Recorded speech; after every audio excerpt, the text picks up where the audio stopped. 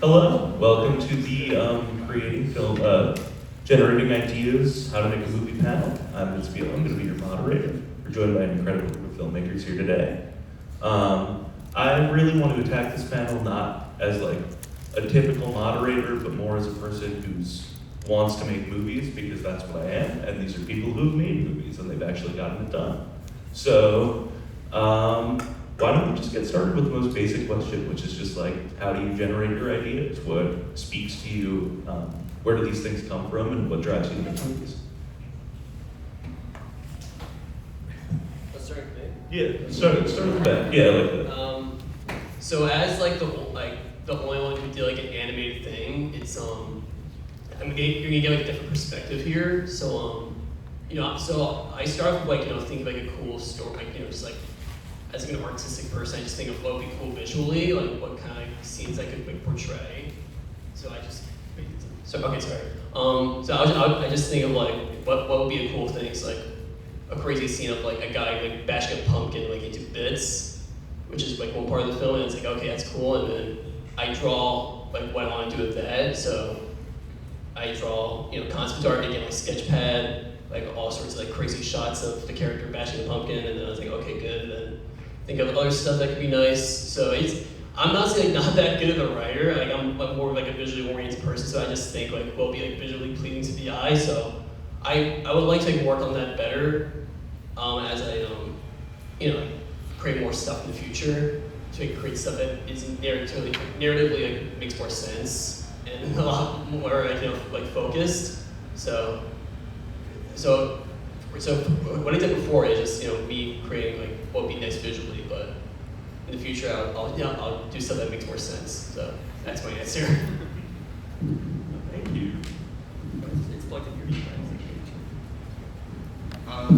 I watch a shit ton of movies. I think that's where I get most of my inspiration from, is just from other movies and admiring other filmmakers' work. I mentioned this at the panel Friday, but one of my favorite things is when I watch a movie and I say, I want to quit. I'm never, like, it's nothing I ever make is ever going to be that fucking good. And I feel like that's a sign where you're going in the right direction. Also, I love looking at movies and kind of wondering, well, what if this character made this decision?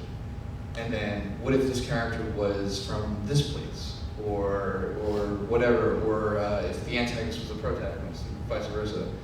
And I feel like that's a great starting point into taking inspiration while making something original. But then also just playing with tone too. I made a short that it was originally heavily inspired by Twilight Zone, and it ended up being more of like a whimsical kind of comedy of sorts. So just being inspired by other work, I would say, and trying to find a way to make it your own. And I feel like if you try to copy something, you will, but if you just take inspiration from something, it will automatically become your own, because we're all our own individuals. So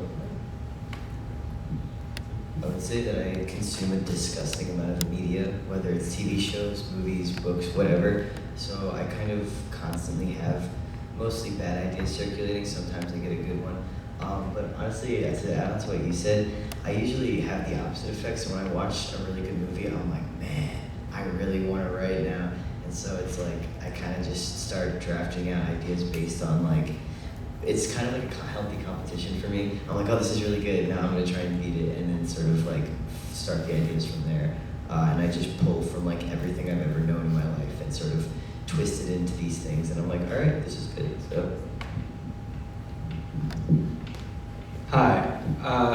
For me, I'm definitely someone who likes to let ideas kind of sit and stew over a long period of time before I actually become active in trying to make that a reality.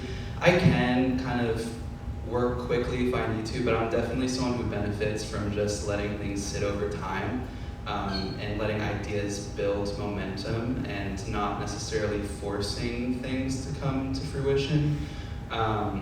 And I definitely tend to draw on a lot of like personal things. Sometimes I'll come up with an idea that I just think is a cool idea, but then I'll kind of try to take a step back and say, like, how can I make this more personal, I guess, for me, and make it more meaningful? So that's just kind of a bit of how I do things. Sometimes it's not always practical because I'll also fall into the trap of just sitting around and doing nothing and not being active, and my ideas are just on the back burner, and sometimes I need to kind of push myself and prompt myself to actually be more active in making them happen. But for the most part, I like to let things kind of grow organically for me. So for me, There we go. Okay, so for me, it depends on the project. Typically, in the span of a week, I'll have at least one idea in my notes app, like a day, and then it's just a matter of like, oh, which one do I remember in a month from now? That's the one I'm going to keep returning to, developing, fleshing out.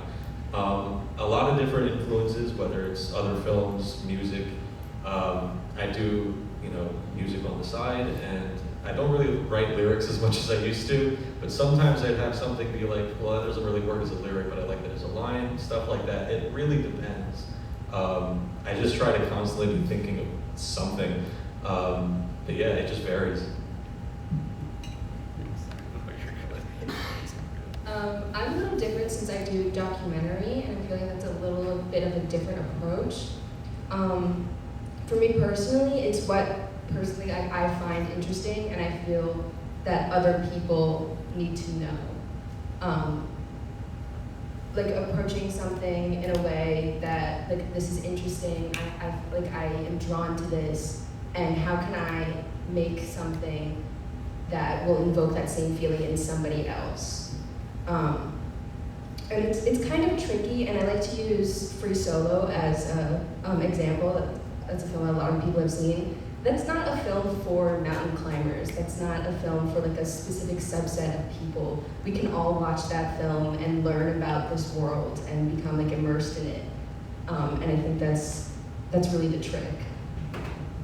Yeah, I think those are all great answers, just kind of seeing the breadth of all you guys' different inspirations. But speaking of that, all of you guys make very different types of movies. We have an animated film, we have documentaries, but also two very different types of documentaries. One is this big sort of continent-spanning personal thing, and then yours is a smaller scale personal essay and very just like historically driven and all of that. We have 20-minute films, we have 4-minute films, we have horror films. It's just so many different types of films are represented on this panel. And so I just want to kind of understand from like a pre-production phase, how do you guys each approach, like, how are you literally starting a project? What does day one of a project look like for you guys?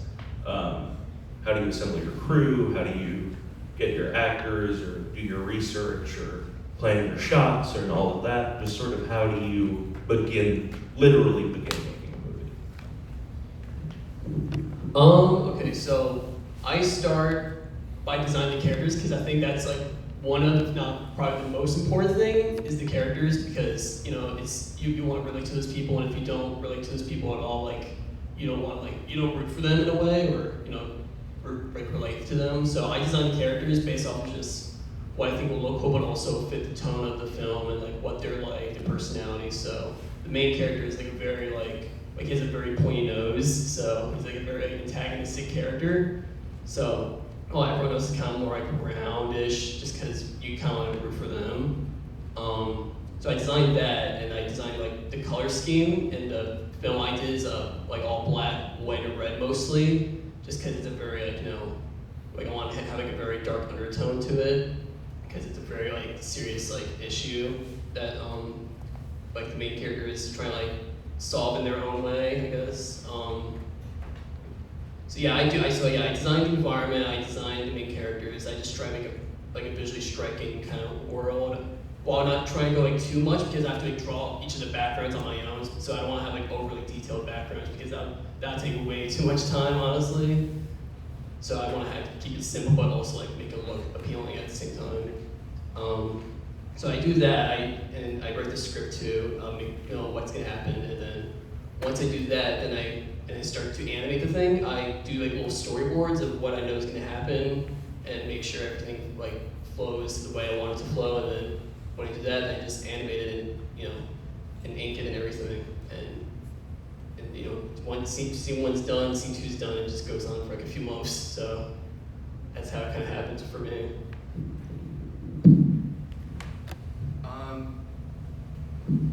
It definitely depends on the project. For Space Western, because it was, I'm not used to documentaries. I also said this Friday, like probably first and last for me. I'm much more used to the narrative way of making a movie. With Space Western, the first thing was probably asking people, like the interviewees, who would you want to actually do this? Because one thing about the people that I interviewed is they love telling stories to you one-on-one, but they sometimes get a little camera shy, like they don't really want to necessarily talk about it. And I guess also I shot it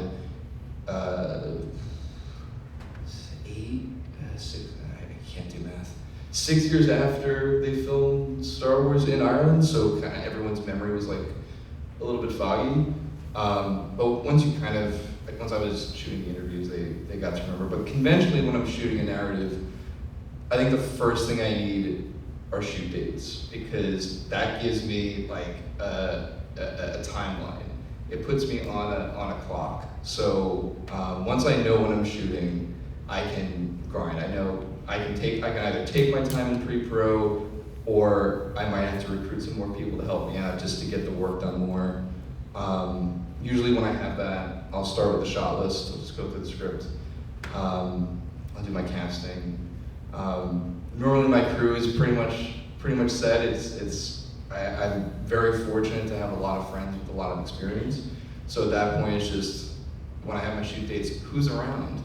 And if no one's around, then I'll just change the shoot date, which has happened. Or one time I was, you know, it's a one-person show, which is totally normal. That's also totally okay. It's more overwhelming if you do have one of those days where it's really only you and one or two other people, but you make it work. And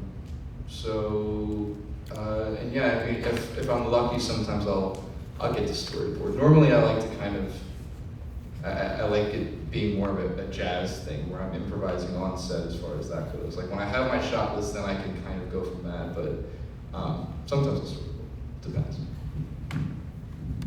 So I think for me, because I'm a writer at heart, I sort of, everything begins in this like small notebook I have, which I've been told frequently looks like a serial killer's diary from the way I write it. I get that too. It's just a mark of the trade. So yeah, it starts there. I sort of put a rough outline, then I go in depth with the characters, the acts, and like all of the plot points and stuff, and I write the script from there. And when it comes to like actual pre-work, I sort of like to start with mood boards and like all the visual stuff to go along with that script to sort of help me get a vibe. And then from there, I mean, I break down the shot list. I always do storyboards. And I'm very lucky to still be in school and be in an environment with so many different people who love to do this and so many different like types of people. So for example, boom ops and sound people, because I'm terrible at that, cinematographers, I'm surrounded by all these people, so that's sort of my crew built in. And then casting is very important to me, so I sort of usually go through backstage. Occasionally I have friends from school who want to do it as well. But yeah, overall I would say it all begins really for me like the writing of it, so that's the most important part. So for me, when I think about the pre-production of Drive, it makes the hairs on the back of my neck stand up because it was really hard sometimes. But if I think about what the process was really like and what it tends to look like for most of my projects I work on, I always start with story, and I really like to have, it doesn't have to be a fully locked script, but something that I'm really happy with, like first things first. For Drive, I tried to lock in a crew before I even started my script. That ended up all getting changed. Like my assistant director ended up becoming my cinematographer because my other cinematographer left the project a couple of weeks before we started filming, and then we had to pull in another assistant director, so that didn't really work out, but it was good in theory. While I'm writing the script, I like to usually have actors in mind. I've never utilized backstage yet. I always just utilize people on campus, and I tried to work with people from the theater department to give them kind of opportunities, and it, kind of one for you and one for me, we help each other out, kind of a thing. So when I'm writing scripts, I usually try to keep people in mind for certain roles, and I'll kind of clue them in on my process along the way, so that I don't write a character for a specific person and then realize that they won't be able to fill that role in the end. So that's something I like to try to do as well. In terms of crew, yeah, I definitely like to try to strategically plan out my crew the best that I can. For the case of Drive, it didn't work out at first, but in the end it definitely did, because just the switching around of roles actually really ended up working for Drive's benefit, I think, in a lot of different ways. So just being flexible in every step of the process is very important. You may be married to certain ideas, certain casting decisions, certain crew, and certain roles, but none of that is promised, and it will not always work out the way you want it to be. But you have to keep a level head, because if you don't, that just makes the whole situation more chaotic for everyone, and then it's not a fun set, and you're not having fun anymore. So that's just a little bit of the process. It was hard, but I think it's good, and if you can stick it out and really try to set yourself up for success in pre-production, it will make a lot of things in production and post go so much smoother. So, not to have this exact same answer, because it won't be, I'll elaborate, but it varies a lot. This specific short, Hunted, was the result of several nightmarish pre-production pitfalls where, relying on friends' favors. I had one script that I've been literally trying to shoot for 4 years now, and it feels like every single time I have set days, something comes up. And finally, I got to a point where I was like, these friends have a lot going on. Let me turn to some of my other friends. And as we were in the process of writing the script together, those other friends, one of them had a death in the family. So that immediately fell apart. And I had set a goal for myself. I need to make something by the end of July. And it just so happened that my cousin texted me saying, we should do a horror movie. And I was like, that sounds exactly like what I need. So we had no plan. We outlined a very basic, home invasion type thing. And then a week later, it's shoot night, because we shot the whole thing in one day. And I'm writing the script that afternoon based off our conversation. No storyboards, no anything. I had one sequence in mind even prior to our outline, but it was originally from another script I wrote years ago. Basically just with like the motion sensing lights in the backyard. Other than that, it was just sort of a matter of, well, like you said earlier, chats, just sort of going with the flow, seeing what comes out. So for documentary, research is huge. I spent a semester doing research alone. And I think the trick with that is you have to go in kind of with an open mindset, because your biases can definitely affect the outcome of the film. It's very easy to go in with how you think this film is going to turn out, and the research just doesn't show that. So it's very important to, do the research with an open mind, and when you realize that, oh, hey, you were wrong, that things are looking a little bit different, that it's okay to kind of follow what that's telling you.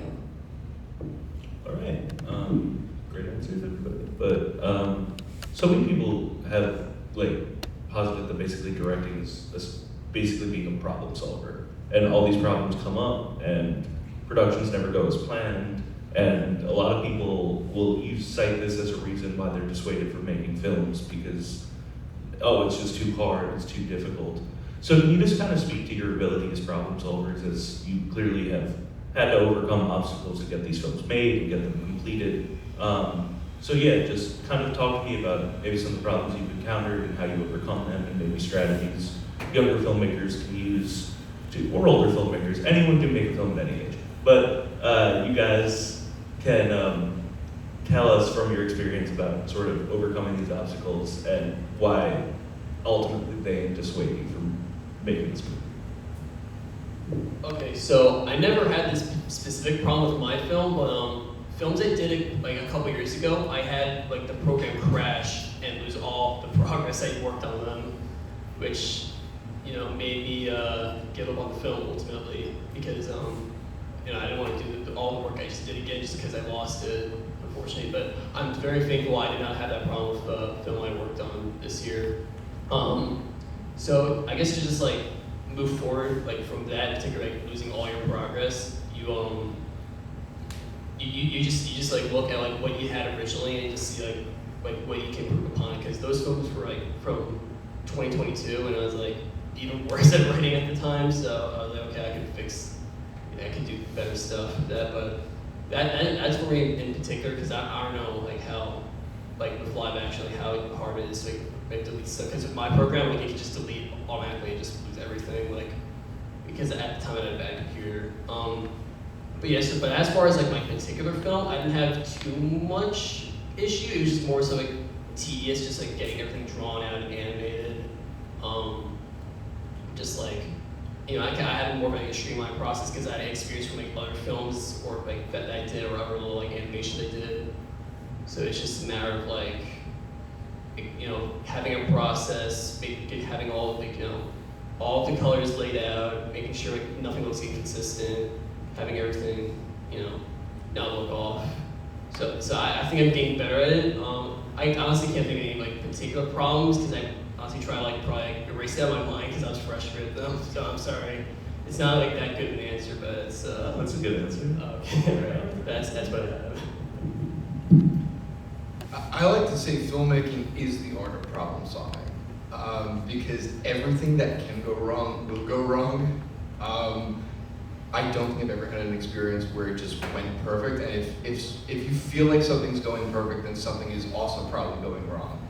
I think with SPACEWESTERN, everything that could have gone wrong went wrong. It was the first time I was shooting out of my comfort zone and overseas, and I was basically using whatever money I had, and that was running out. And I mean, I also like I'm not going to ramble on about that project specifically because all the problems I encountered are pretty much just in it. It's like half behind the scenes of making of Star Wars and half behind the scenes of me making the documentary. So just because there were so many problems, I would say also that when you're the director, everything kind of lands on you. So one of the most important traits a director can have, other than, you know, artistic vision and a clear sense of the story, is how to manage problems and how to navigate them, because everyone on your crew and your actors, they all look to you. It's a leadership position and it can be stressful, and the best thing that you can do is to just be calm about it, because when you're stressed out, everyone else gets stressed out, and it creates a negative environment. And also you gotta weigh the problems too.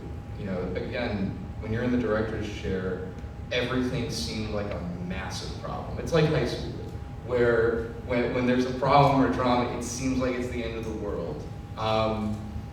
So you have to weigh them. It's all on a scale, and the first thing you have to think about when a problem comes up is, how can I fix it? What is the solution for it?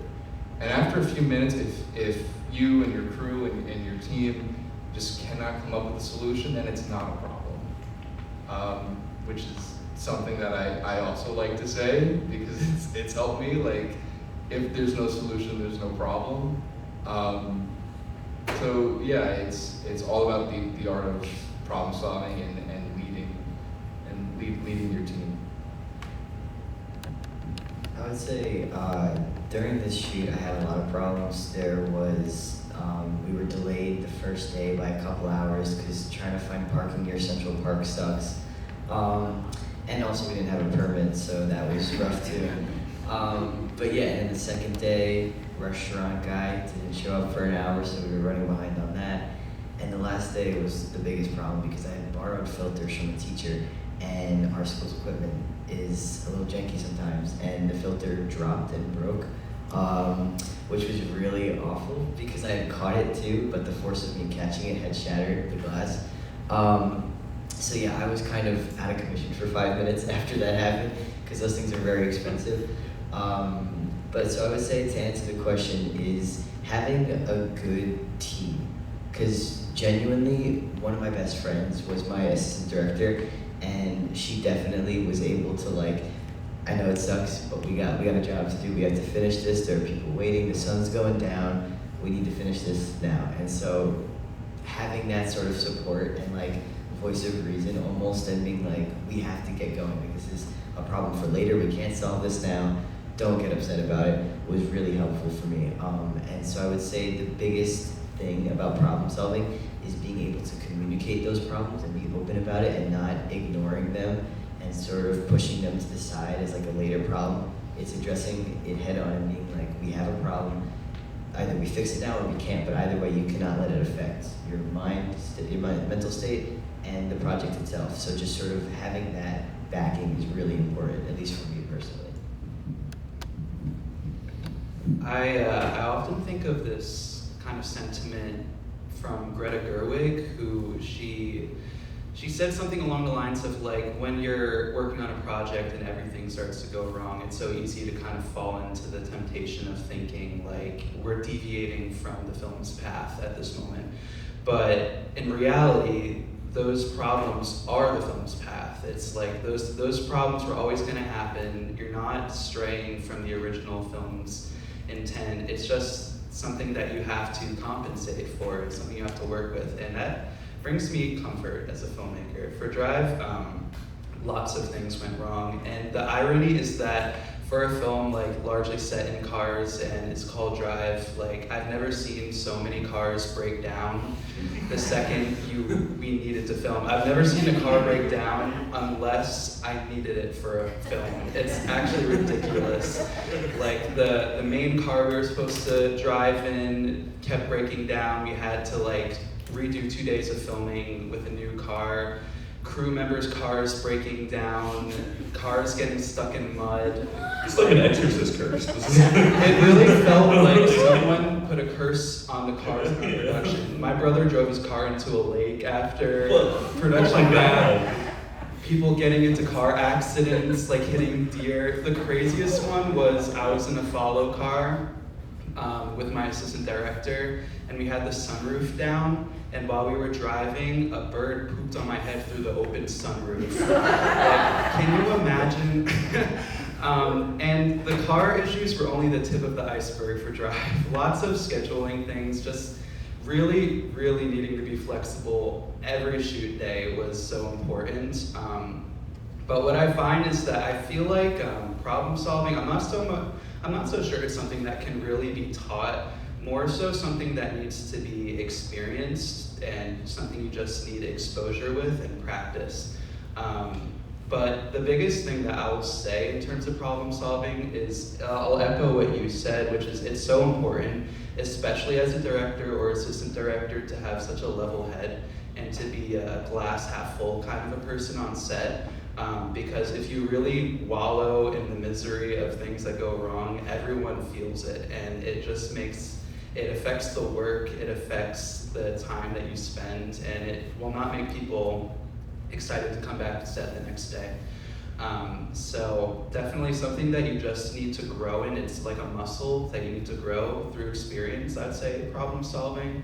But it's also not a bad thing. It's not a bad thing when bad things happen and you're forced to adapt. That's actually really character growing, and it's the more that you can do that successfully while maintaining a level head, while being positive, and I think the more it actually helps you grow as a person. And that's been my experience with Drive and problem solving.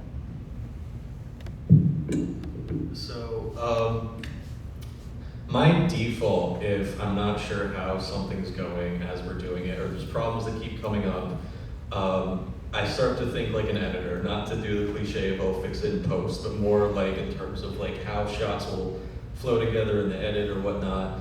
But more broadly than that, I think the biggest thing, in addition to, I mean, first off, most important thing is, like you were just saying, having that glass half full mindset. You need to be able to bounce back because stuff is going to come up. That's just a given. And that goes for any member of any crew, but especially the director. But what I would say helps me a lot is having a ton of experience in different aspects of the medium. There's a balancing act between being a jack of all trades, master of none, and then being familiar enough with all the different elements of the process that you can sort of pick them out in the moment, like how is this going to play once we get this in the editing room. Again, repeating myself, it varies a lot, but having experience in all these different areas is what actually makes a difference for me if it's sort of like we're up against the clock and have no idea how a shot's going to turn out. It's just sort of like having in your back pocket, like, what other options can we do? That's part of why I don't like the storyboard, because that flexibility I think helps me a lot. But at the same time, a shot list or something I'll make if I have the time, like just to give a general idea. But yeah, just try to be as mindful as all the different parts of it as you can. That's a lot to juggle in your head, and that's something that comes with experience. The more sets you can get on, the better. So for my film that I just made, I made a lot of it just by myself, and that's not a flex. I think I'm kind of a control freak when it comes to this stuff, but I can definitely be my own worst enemy at times, and I think scheduling is very helpful, and scheduling things to go wrong kind of also helps. Like, I definitely gave myself like a month of a buffer to be able to troubleshoot anything that I needed, and that was really helpful. I think documentaries, typically smaller crews, and being able to be passionate about what you're doing to keep that drive to keep going definitely helps, and finding people that you can trust. I definitely have made documentaries in the past where it would be me, a partner, and then the third person was just not there. So finding people that you can trust and be able to allot duties definitely helps. Yeah. All right. Basically flowing off of that, great segue, accidentally, but how do you guys like assemble your crews? Like, how do you select the people that you work with? Because you've all mentioned the fact that like it takes a good crew, it takes a village to make these things happen, or its collaboration is always beneficial. Sort of like, and I feel like a lot of people do get dissuaded from filmmaking based on the fact that they're like, I don't have the people to do this, or I don't have the camera to do this, or I don't have the location to do this, or the tech, or the skill, or the time, or whatever. And just sort of, can you just speak to just how you sort of put yourself in an environment where you not only feel comfortable pursuing a film, but also confident in your ability to get it done?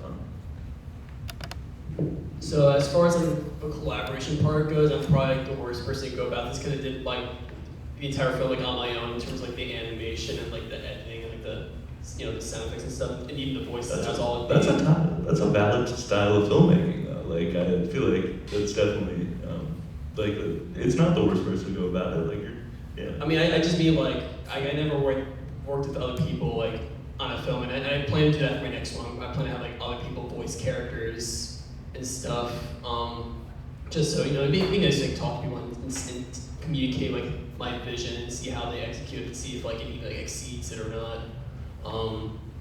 But as far as like just like on my own, I don't know. I've always just, I don't want to sound like pretentious, but I've just been like self-motivated, just because I've always been like inspired by like things around me, and like try to stay away from like negative, awful stuff that's like out there in like the world and the internet. Just focus in on like the amazing finds of like animation, like films and like video games that like inspire me to like create like what I want to create, and just using that as motivation to like work like 8-10 hours a day drawing these characters and these backgrounds and stuff for the film, and doing all these like animations. So it's just I don't know. I'm just motivated to do it on my own. I don't know how. I want to get other people to do it, because I think I'm at a point now where I should talk to other people about how I want my stuff to be done, and see if they, you know, like I said, if they are able to like help out with it, which I'm sure they will, because there's a lot. I'm surrounded by great people that are very loving and supportive of me. So hopefully, you know, we'll make something great together. I think as far as assembling a crew goes, it's really just starts with text to friends and being like, hey, are you around this day or sometime around this time? I'm gonna be shooting something at this place, this location.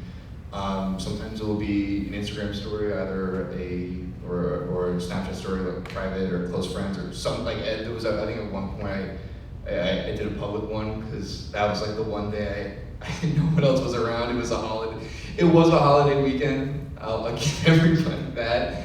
And I just like, it was like Thanksgiving weekend, like Thanksgiving. So I wanted to shoot then.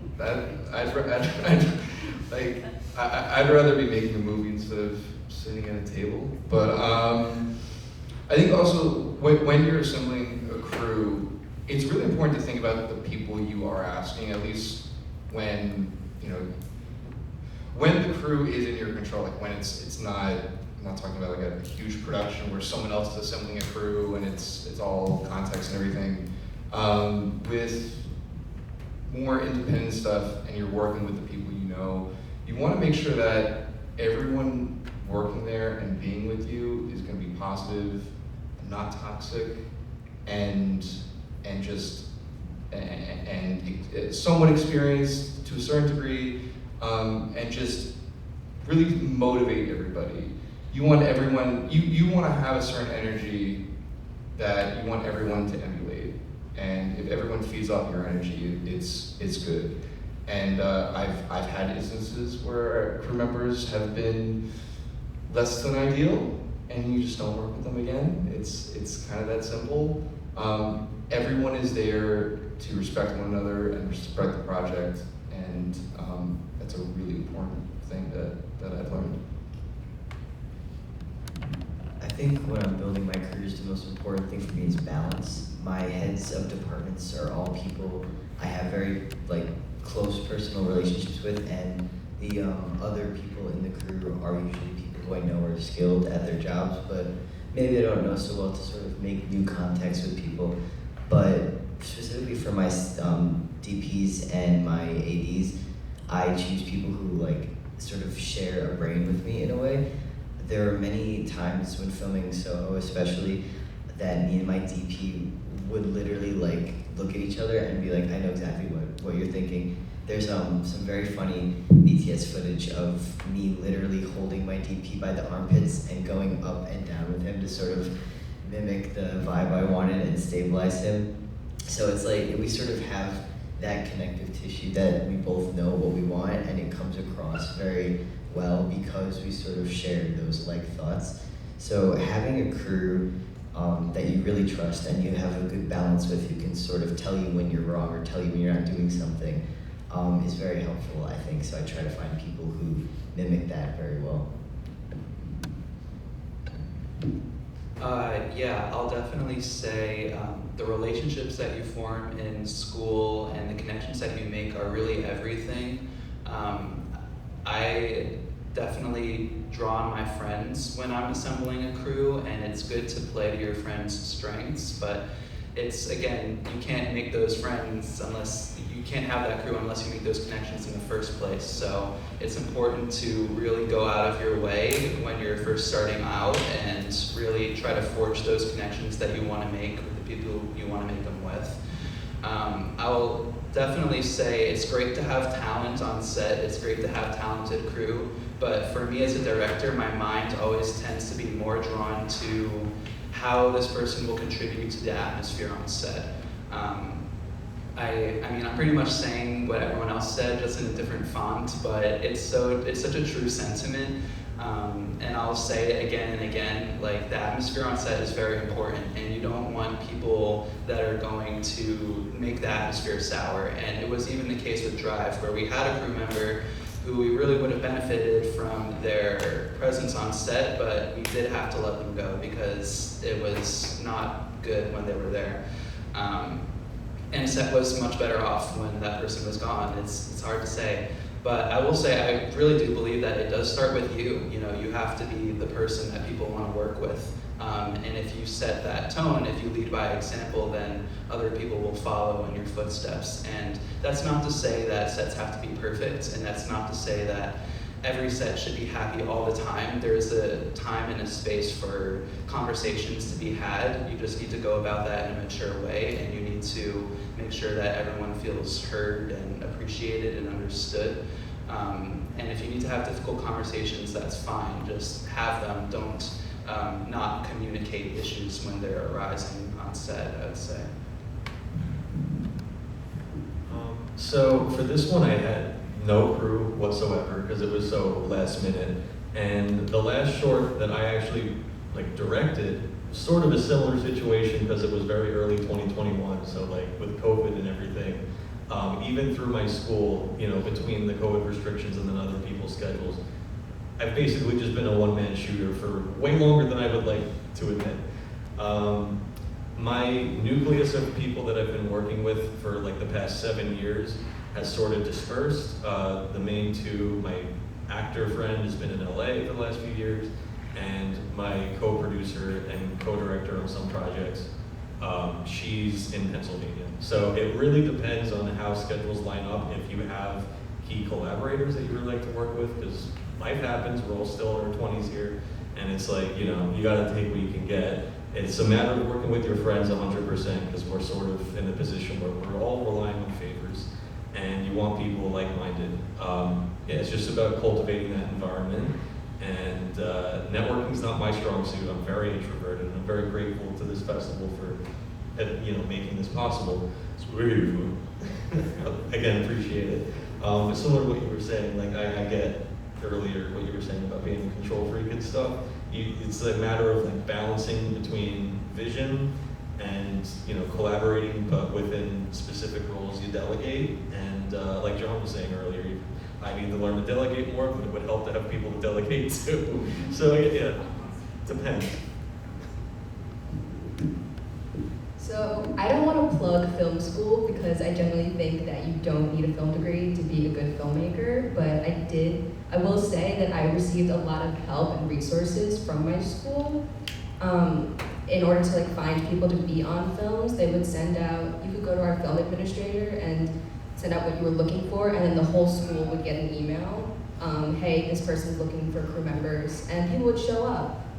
And what I think we can learn from that is that, what I learned is that people want to be in your films. If you reach out, people will want to help out, want to be in your films, work behind the scenes. And I think that if I was starting out, I would definitely reach out to local colleges for theater students, for film students, because there's definitely people out there who want to help out. All right, this is going to be the last question. We are running a little short on time, but I wanted to, as the intro to the panel says in the pamphlet, every film starts as a vision, and it's a personal vision.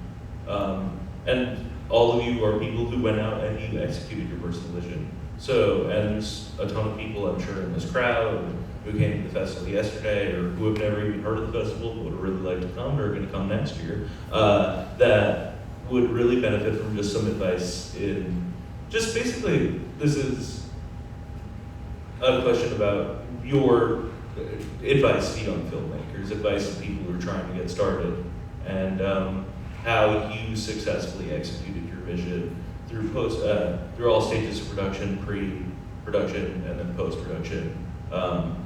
Just sort of how you brought your film to life, and what you want to impart onto others, and how they can bring their films to life.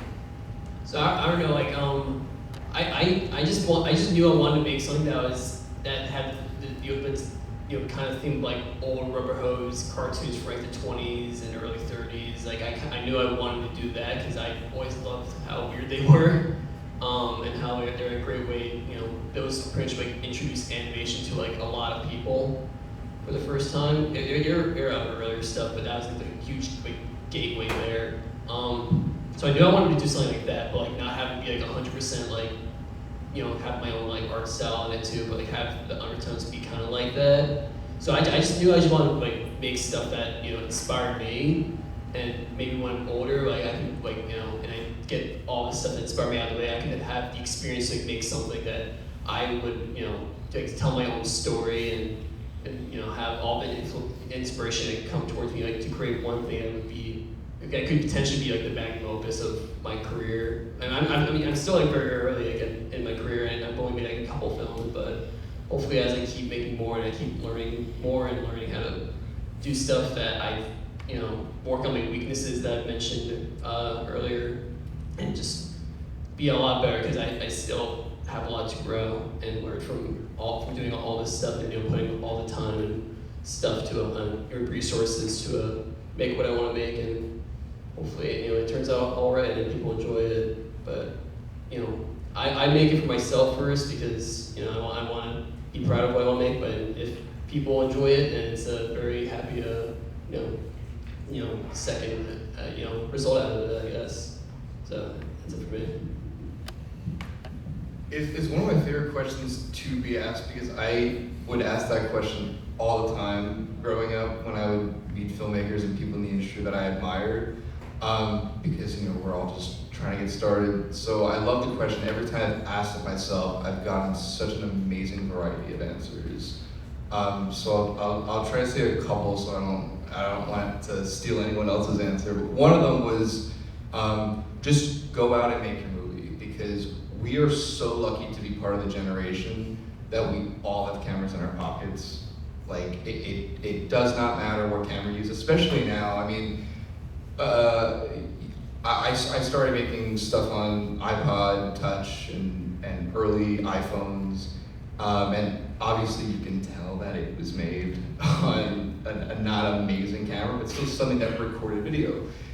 Now with the newest mobile cameras and the Blackmagic app and Filmic Pro and whatever, it's really hard to tell. I mean, there's certain shots I got on my Blackmagic that look identical to what I've gotten on the 15 Pro Max with the Blackmagic app.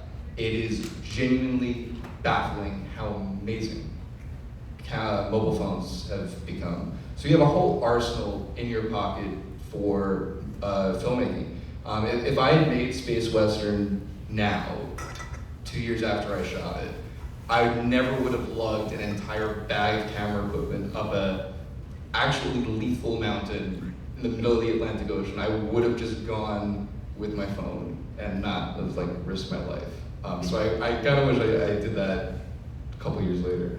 Also, I kind of said this earlier, just watch a lot of movies, especially old movies. I have TCM on all the time, because I learned early on that all of our favorite filmmakers have had favorite filmmakers, and they have had favorite filmmakers.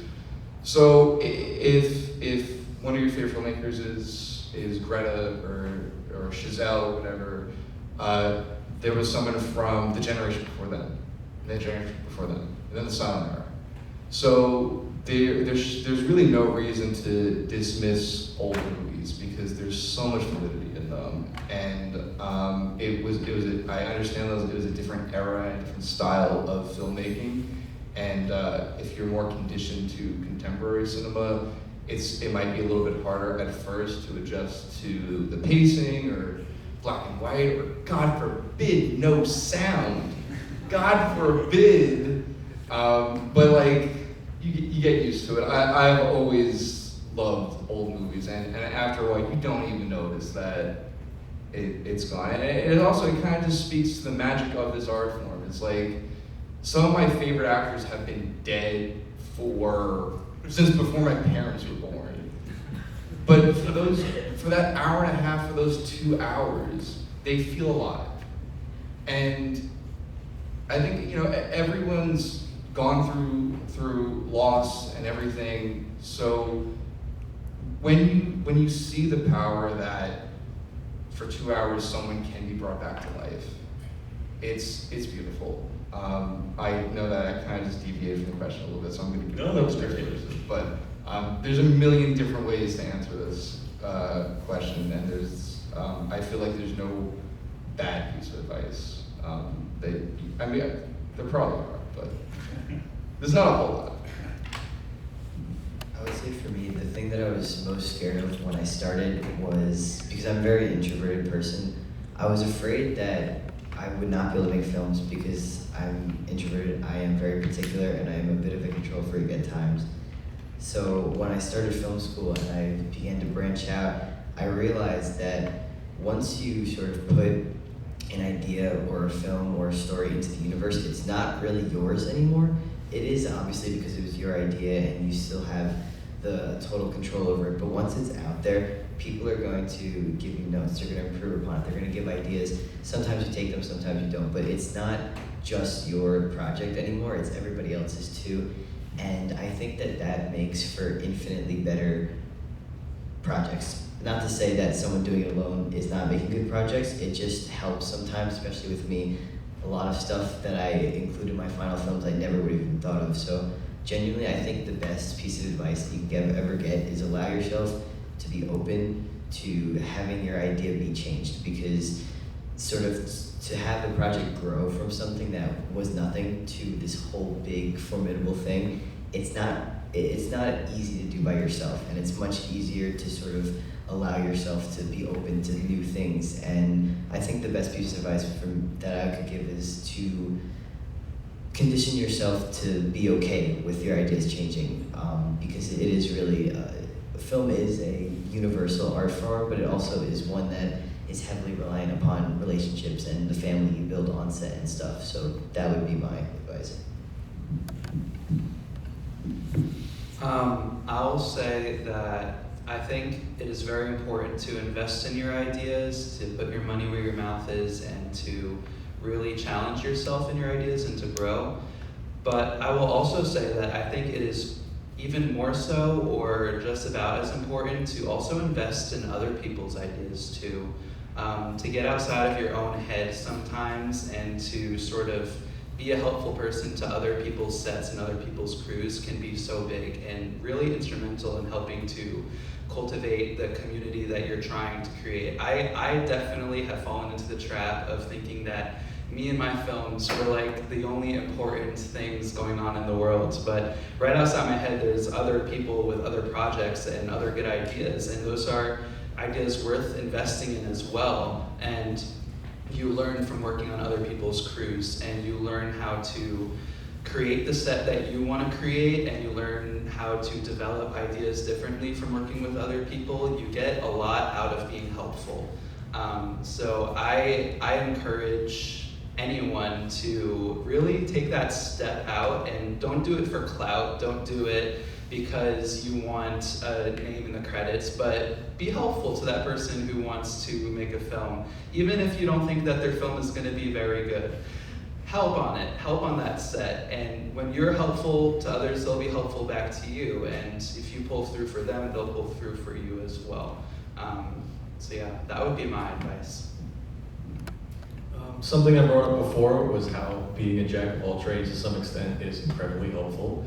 The more experience you have in different areas, the more comfortable you're going to feel when it comes time to make tough decisions in the moment. But another thing you started to touch on there in terms of, get out of your own head, it's not all about just your films. The flip side of that, though, is if you're focusing on just networking in the industry, you can fall into a trap of basically just being a collaborator for other people's projects and lose your vision. So there's a balancing act there. If you want to be a director, you have to direct. That's a trap that I've caught myself falling into the last couple of years, where it was all about, well, film is like my job. I've worked a lot of jobs as an assistant camera editor, all these different things. And it's great that they're paid, but it's still freelance, first of all. Second off, if it's not fulfilling, you're going to start to resent it. So you want to, at the very least, make some time for personal projects. Not everyone, a lot of people are just fully in the indie route. That's sort of where I'm leaning now because of how my experience in the industry's gone. Not that I'm not going to continue to, but it's just a balancing act. It really is, and you have to know what you want out of film. I think my advice would be, if you're passionate about what you're doing and you love what you're making, it is impossible to make a bad film. You put so much of yourself into what you love, and I think a lot of people get discouraged because when they start out, they need to make this, it has to be so good, it has to be great in order to be able to feel validated into making more. But what I think is make the bad film. Make the little film with your friends on your phone. And your first film doesn't have to be good. It's all learning experience. And don't get discouraged by advice that's negative. They're all there to help you. Even like some of my professors, like they were like a little harsh, like, and it was like wrong, and they have, you know, a degree in this. So my advice is just take everything as a learning experience. It's not the end of the world if you get bad advice. Keep doing what you love, even though other people are saying that it's wrong. All right. Thank you so much, everybody. Give it up for the filmmakers. Stay tuned. We have our streaming starting at 2:30.